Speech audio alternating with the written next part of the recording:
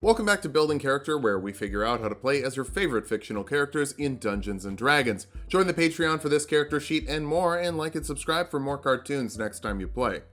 Maybe. Today we're building Peacock, a special request for one of my Discord mods, Robin, whose advice I kept ignoring. Basically, if there's ever a hole in the schedule for some reason, I'll ask my mods what I should fill it with. I kept shooting down all of Robin's ideas, then felt bad and basically said she could suggest whatever she wanted to and I'd do it. So now I just have to figure out how to make Peacock from Skullgirls. Seems pretty simple. Robot girl has a gun, conjures random objects from the ether and drops them on people like Bugs Bunny. Okay, never mind. I should have just done Anderson Cooper. Tonight's top story, this absolute scrub can't even get in on a zoning character. Yeah, it's like he doesn't even know how to dash. It's really sad to watch. Honestly, the gamer card should be revoked. Let's start off with our goals for this build. First, we're not building character, we're rebuilding character, so we need to get some robo parts to make us a little harder to hit. Next, we need to fan the hammer with a revolver that would make the Beatles say, hey, is that our 7th album? Finally, we need to drop bombs, safes, elephants, and anything else we can pull out of the Lab 8 arsenal. For stats, we'll be using the standard point array from the Player's Handbook. Roll for stats if you want, just keep your strength and intelligence high. Intelligence will be number 1. You've got to have that advanced AI if you're going to be turning the world into your weapon. Strength next, if you're throwing everything but the kitchen sink at people, you gotta be able to throw things. Oh, I guess we're gonna throw the sink too, that's fine. Dexterity after that, you've got to be able to aim before you can shoot or do it at the same time. That's even cooler. Follow that up with Constitution. It'll actually get bumped up with our racial bonuses, but it's nice for not dying. Charisma is a bit low. You're a bit of a weirdo, so talking to people shouldn't be a strong suit and will dump wisdom. Kind of think that you're living in a cartoon, which,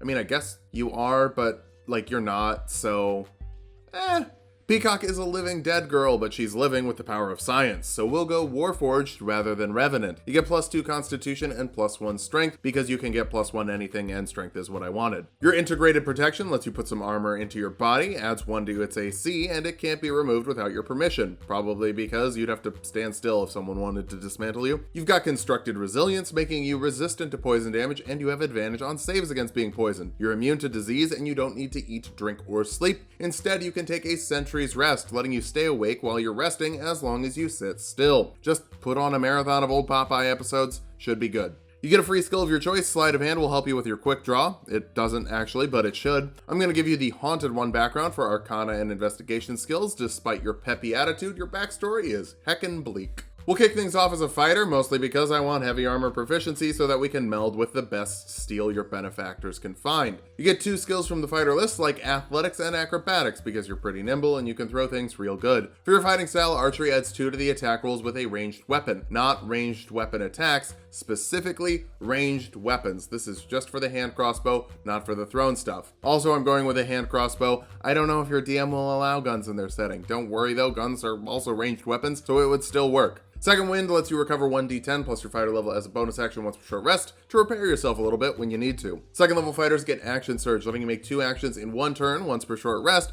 The big problem when fighting Peacock is that it just straight up doesn't stop. The tossing, the shooting, the kabooming. It's relentless. Third level fighters can choose a martial archetype. Arcane archers are good at shooting stuff in cool ways. First, you can grab one of 2 cantrips. We will rock Prestidigitation because that lets you do a bunch of tiny magical things. The one I'm focusing on here is making a tiny non-magical trinket out of nowhere that would give you something to throw. But you're really signing up for Arcane Shots. You learn 2 options and can use 2 of them per day. Bursting Arrow lets you deal 2d6 force damage to creatures within 10 feet of the creature you just shot with an earth-shattering kaboom. Piercing Arrow lets you ignore making an attack roll, instead forcing a dexterity saving throw on creatures of 8 plus your proficiency and intelligence modifiers. It deals the regular damage plus 1d6 piercing damage on a failed save and half as much on a success. In a fighting game, zoning isn't about whether you hit, it's about whether or not your enemy can dodge. 4th level fighters get an ability score improvement or a feat. The Tavern Brawler feat lets you add 1 to your strength or constitution modifier. Go for strength. You can deal 1d4 plus your strength modifier in bludgeoning damage with an unarmed attack. You can make improvised weapon attacks with proficiency and grapple someone after you hit them with an improvised weapon or an unarmed attack. We're mostly getting this to deal damage with flower pots and other stuff like that. You're more of a zoner than a grappler. 5th level fighters get an extra attack, letting you make 2 attacks instead of 1 with your action, or 4 attacks with an action surge. But not with a hand crossbow, because you can't fire it multiple times in a row due to the loading properties. Unless, of course, at the 6th level you took the crossbow expert feat. That removes the loading penalty, and you can fire at close range without disadvantage. You can also shoot a shot with a hand crossbow as a bonus action after you attack with your action, letting you really spam those projectiles. 7th level arcane archers get magic arrow, making your attacks with ranged weapons magical if you want them to be. Curving shot lets you use your bonus action to take a shot that would normally miss someone you're targeting and make it hit someone else within 60 feet of the original target. It's almost like you're firing a cartoon gun with ricochet funny bullets. 8th level fighters get an ability score improvement, bump your dexterity and your intelligence for better shots and harder to avoid arcane shots. But we need to get a little weirder, and to me, weird means magic. Wizards have magic, believe it or not, with some cantrips like Firebolt to deal 2d10 fire damage with a ranged spell attack to toss a little bomb out. Mending puts two pieces of something back together or fixes a crack in something. I'd say this should heal Warforged, but it doesn't. I guess that's what Second Wind is for. Light lets you see in the dark with your dumb Warforged eyes because sometimes you have to work the night shift. For your first level spells, Catapult forces a dexterity saving throw on a creature, dealing 3d8 bludgeoning damage if they fail, as you yeet something weighing 5 pounds or less at them. You can even conjure up more ammo with prestidigitation for that, so that's fun. Find Familiar lets you conjure a small spectral animal to help you out. You can see through its senses if you want and cast touch range spells through them. A bird buddy can be a very helpful scout. Jump will triple your jump distance for a minute, but remember, jumping forward is a great way to get hit with an anti-air. Shield lets you add 5 to your AC as a reaction to pull out a little stop sign and keep yourself safe. You can technically learn 6 spells at this level, but can only prepare 4 per long rest, so we're gonna go with that to keep the video a reasonable length. 2nd level wizards can choose a school, and conjuration wizards are good at bringing the pain by literally bringing in things to cause pain. You get minor conjuration, letting you use an action to summon an object that's no bigger than 3 feet across and weighs 10 pounds or less. It also always has 5 feet of dim light coming off of it, so that's cool, I guess. You won't be able to throw it with Catapult until you can cast that at the 2nd level, but it's still nice to have things you can just drop on people's heads. For this level spell, Expeditious Retreat lets you dash as a bonus action, just dash backwards. Put yourself in the corner and throw everything in your arsenal out. Lasts for 10 minutes depending on your concentration, which is probably a whole round. 3rd level wizards can learn 2nd level spells. Magical Weapon adds 1 to the attack and damage rolls of a weapon, making every shot you shoot a little more accurate and a little bit more damaging for up to an hour, depending on your concentration, for some special robo bullets. 4th level wizards get an ability score improvement. Let's invest in our dexterity. Intelligence would help Catapult, but oh boy, Catapult isn't very good. For this level spell, Knock breaks a lock off its hinges, but also makes a big kaboom. You're not stealthily picking into a safe, you're dropping a second safe on top of it. 5th level wizards can learn 3rd level spells. Fireball lets you force a dexterity saving throw on creatures in a 20-foot radius sphere, dealing 8d6 fire damage to those that fail to summon a big old bomb, TNT, or just a barrel marked XXX. 6th level conjuration wizards get benign transportation, letting you teleport 30 feet, or you can swap places with a willing creature of medium or smaller, which can be a very solid way to get away from the characters that do a little bit better up close. Haste is also a great way to disengage since you get +2 to your AC, doubled movement speed, advantage on dexterity saving throws, an extra action to dash, disengage, hide, use an object, or make another attack. With this and action surge, you can truly fight at the speed of Skullgirls. Though, it does leave you open for punishment since you won't have an action or reaction for 1 round after it drops, either in a minute or when you lose concentration. 7th level wizards get 4th level spells like Fabricate, which lets you turn raw materials into a large or smaller object. Unless you're using mineral materials like rocks or metal, then it can only be medium. A medium fits in a 5-foot cube, so I think an anvil would work. It also takes 10 minutes to cast, so that's a little rough, but if you set up a trap ahead of time, it can be fun.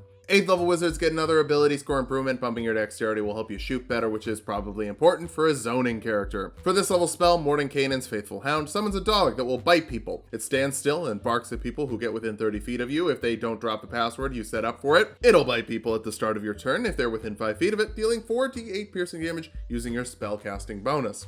It's technically invisible, but I think making a spell worse is something your DM would probably allow if you want a little robo-dog buddy. 9th level wizards get 5th level spells. Animate Objects lets you animate 10 objects of small or smaller and larger objects, with each size increasing the cost as 2 objects. You can command these objects with a bonus action on your turn, otherwise they're just going to defend themselves, check their stats in the player's handbook, and pick what you want to toss at your foes. 10th level conjuration wizards get Focused Conjuration, meaning that you can't drop concentration on your conjuration spells because you took damage, which, okay, you don't have any conjuration spells that have concentration. Creation lets you summon an object if it's in a 5-foot cube. It exists for an amount of time depending on what it's made out of. Vegetables last a day, stones last for half a day, metals last an hour, gems last for 10 minutes, and adamantine or mithril lasts for a minute. But remember, it doesn't have to be fancy. It just needs to be heavy. 11th level wizards can learn 6th level spells. Draw Mage's instant summons puts an object that weighs 10 pounds or less into a sapphire, then conjures it instantly by crushing the sapphire later, which I think you're supposed to use to hide valuables, MacGuffins, and magical objects in, not like a bowling ball.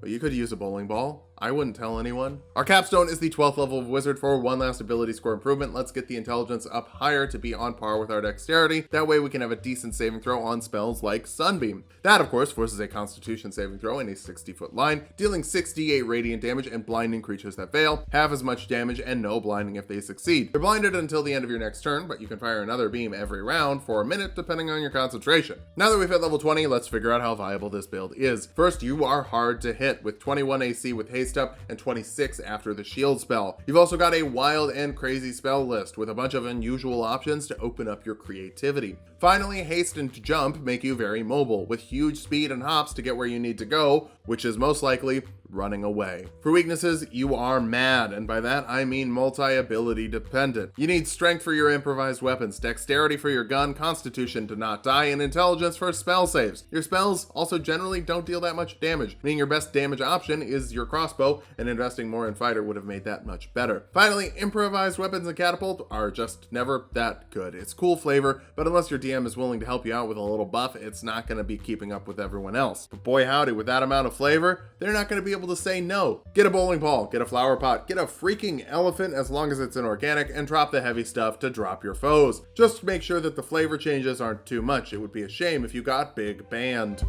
Thanks for watching. If you liked the video, subscribe for more. We make 2 videos every week. Well, we will in January because I'm taking December off. Enjoy your holidays. I'll see you in the next year. Sub to Tulak and Mango for more Tulak fun.